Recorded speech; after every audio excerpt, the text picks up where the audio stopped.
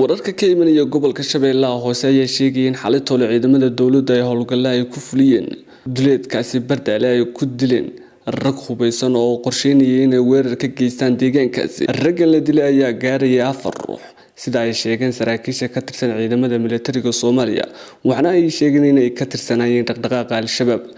sidoo kale saraakiisha ayaa tilmaamay raggan inay damacsanaayeen inay weerar ku qaadaan saldhigga ciidamada dawladda ay ku leedahay deegaankaasi Bardaale ee gobolka Shabeellaha Hoose. Ugu dambeyn saraakiisha ayaa carabka ku dhuftay inay ka hortageen weerarkan isla markaasina ay khaarijiyeen 4 nin kana furteen hubkii ay wateen. ilaa iyo hadda ma jirto wax hadal ah oo ka soo baxay dhankaasi kooxda Al-Shabaab ee ku aadan toogashada loo geystay 4 xubnood. inta badan dagaalyahanayaasha Al-Shabaab ayaa xilliyada habeenkii ah weerar gaadmo ah ku qaada saldhigyada ciidamada ay ku leeyihiin gobolka Shabeellaha Hoose. ciidamada horinta ayaa dhankooda muddooyinkii la soo dhaafay kordhinaya howlgallada ay kula jiraan dhaqdhaqaaqyada kooxdaasi Al-Shabaab.